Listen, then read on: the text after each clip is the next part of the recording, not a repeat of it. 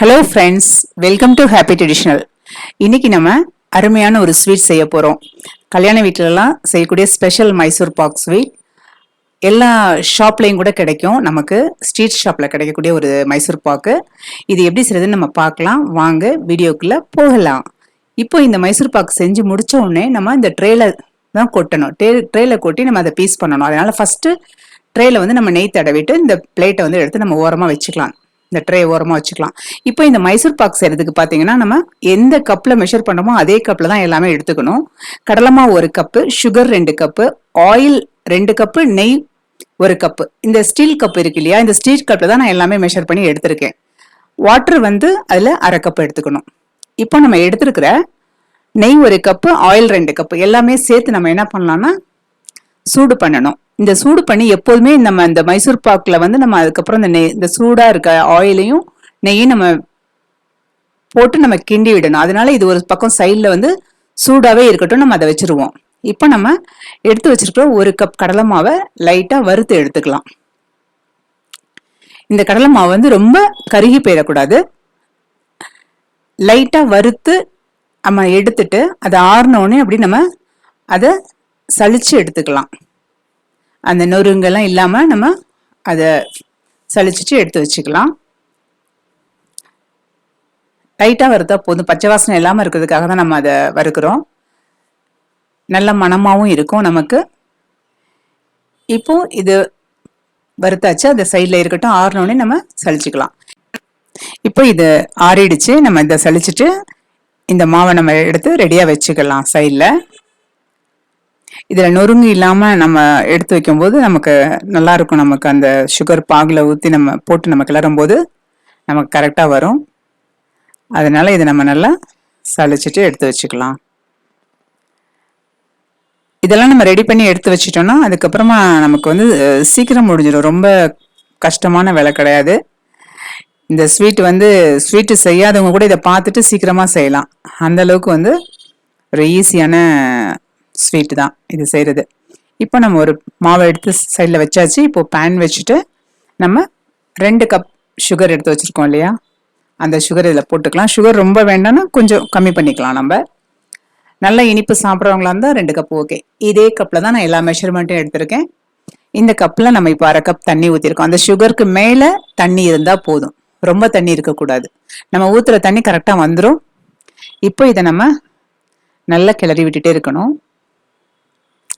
இதை நம்ம கைவிடாம கிளறிட்டே இருக்கும்போது அந்த சுகர் கரைஞ்சு இந்த மாதிரி வரும். வரும்போது இது வந்து ஒரு கம்பி பதம் மாதிரி வரும். அவ்வளவுதான் இதனுடைய பக்குவம். பாருங்க, இப்ப நல்லா இதை நம்ம கிளறி விட்டுட்டே இருக்கிறோம்.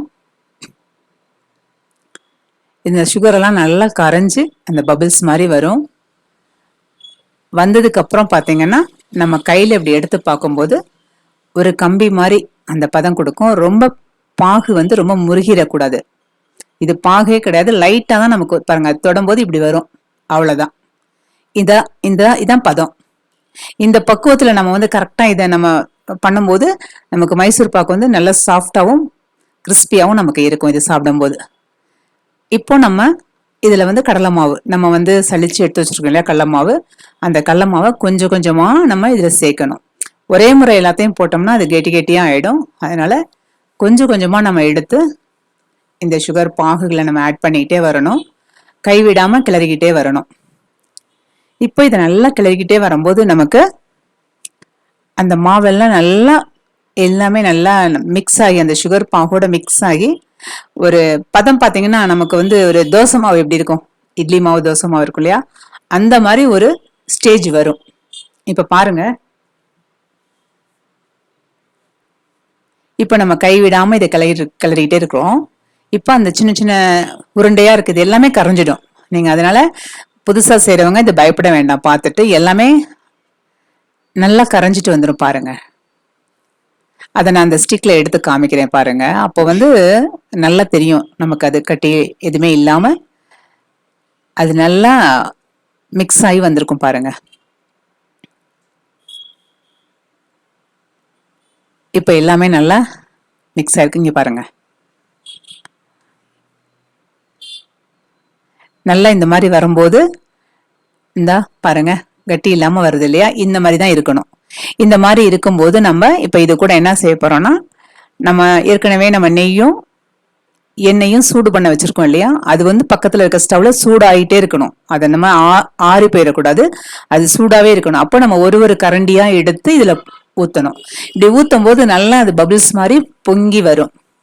அந்த பொங்கி வந்து அந்த மாவு நம்ம ஆல்ரெடி கிண்டிட்டு இருக்கோம் இல்லையா, அந்த மாவு இதெல்லாமே அப்சர்வ் பண்ணும். அது எல்லாமே நம்ம நம்ம அந்த ஆயில் ஒரு கரண்டியா எடுத்து அதுல விட விட அது அப்படியே நல்லா பபிள்ஸ் ஆகி அந்த மாவு வெந்து வரும் பாருங்க. அது வரைக்கும் நம்ம கை எடுக்காம இதை கிளறிக்கிட்டே இருக்கணும். நம்ம வந்து அந்த கப்ல ஒரு கப்பு தான் எடுத்தோம். ஆனா மைசூர் பாக் பாத்தீங்கன்னா நமக்கு 1.25 கிலோ 1.5 கிலோ அந்த ரேஞ்சில் நமக்கு மைசூர் பாக் கிடைக்கும். இந்த கப்போட மெஷர்மெண்ட் பாத்தீங்கன்னா 200 கிராம் இருக்கும். அந்த 200 கிராம் மாவு எடுத்திருக்கோம். அந்த கப்லயே நம்ம 2 கப் சுகர் எடுத்திருக்கோம், 2 கப் ஆயில் எடுத்திருக்கோம், 1 கப் நெய் எடுத்திருக்கோம். இதுதான் இதனுடைய மெஷர்மெண்ட். இப்போ நம்ம இதை நல்லா அந்த ஆயில் போட்டு சூடாவே இருக்கணும் லாஸ்ட் வரைக்கும். அந்த ஆயில் அது நல்லா பொங்கி வரும். பொங்கி வந்து நமக்கு அந்த குவான்டிட்டி பார்த்தீங்கன்னா இருக்க நமக்கு அதிகமா வந்துட்டே இருக்கும். அந்த ஆயில்ல நம்ம அதை கிண்டிட்டே இருக்கும்போது பாருங்க, ஃபர்ஸ்ட் எவ்வளவு கம்மியா இருந்துச்சு, அதுக்கப்புறம் அது எவ்வளவு நல்லா பபிள்ஸ் விட்டு அது வெந்து நல்லா வரும்போது நமக்கு அதிகமான குவான்டிட்டி கிடைக்கும். கிட்டத்தட்ட ஒரு 1.25 1.5 கிலோ அளவுக்கு நமக்கு மைசூர் பாக் கிடைக்கும். இப்ப நமக்கு இது ஆல்மோஸ்ட் ரெடி ஆயிடுச்சு பாருங்க. அது நல்லா ஹோல் ஹோலா வருது பாருங்க, அதுதான் இதோடைய ஸ்டேஜ். ஹோல் ஹோலா வரும்போது அது ரொம்ப நமக்கு பிரிஞ்சு வந்துடக்கூடாது. அந்த ஸ்டேஜ்ல எடுத்து நம்ம ட்ரேல கொட்ட போறோம்.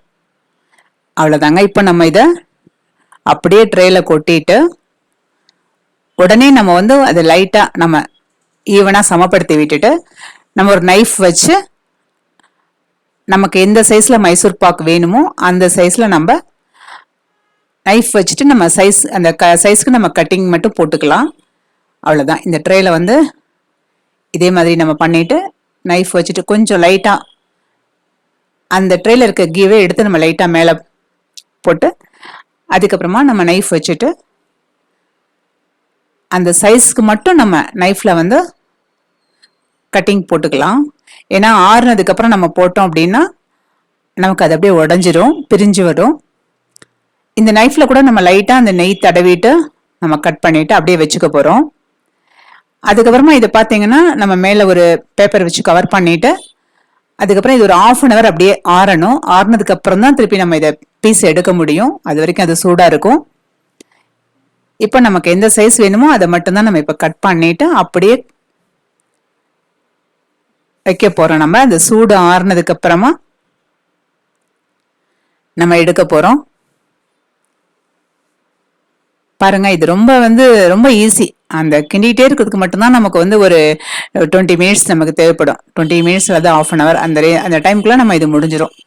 லாஸ்ட்ல அந்த இறக்குறோம் பாத்தீங்களா, அது அந்த அந்த பதம் வந்து நம்ம இறக்கும் போது ரொம்ப ஸ்பீடா இருக்கணும். அது கொஞ்சம் இதை விட்டுட்டோம்னா நமக்கு அது பிரிஞ்சு வந்துடும். அதனால அந்த டைம்ல கரெக்டா எடுத்து நம்ம ட்ரேல தட்டிட்டு நம்ம உடனே அதை சமப்படுத்தி விடணும். பாருங்க, இப்போ ட்ரேயை நான் ரிவர்ஸ் பண்ணிட்டேன், எடுத்துட்டேன். பாருங்க, இப்போ நம்ம அந்த ட்ரேவை எடுத்துடலாம். இப்போ மைசூர் பாக் நமக்கு ரெடி ஆயிடுச்சு. இப்போ நம்ம ஆல்ரெடி நம்ம பீஸ் நம்ம போட்டு வச்சதுனால இப்போ லைட்டா நம்ம பேக் சைட்ல இதை டச் பண்ணாவே போதும், அது பீஸ் வந்துடும் நமக்கு அப்படியே. பாருங்க, சூப்பரா இருக்கு பாருங்க. நல்ல மணமாவும் இருக்கு, கிறிஸ்பியா இருக்கு நமக்கு இந்த மைசூர் பாக்கு. பாருங்க, ரொம்ப அருமையா வந்திருக்கு. நீங்களும் இந்த தீபாவளிக்கு செஞ்சு பாருங்க. இந்த கல்யாண வீட்டு ஸ்பெஷல் மைசூர் பாக்கு செஞ்சு பாருங்க. தீபாவளி ஸ்பெஷலா செஞ்சு பாருங்க. ஒரு ஸ்வீட் நம்ம வீட்டில் செஞ்சோம்னா ரொம்ப ஹாப்பியாவே நமக்கு இருக்கும். லைக் பண்ணுங்க, ஷேர் பண்ணுங்க, கமெண்ட் பண்ணுங்க. மறக்காம ஹாப்பி ட்ரெடிஷனல் சேனலுக்கு சப்ஸ்கிரைப் பண்ணுங்க. செஞ்சு பார்த்துட்டு கமெண்ட் பண்ணுங்க. தேங்க்யூ.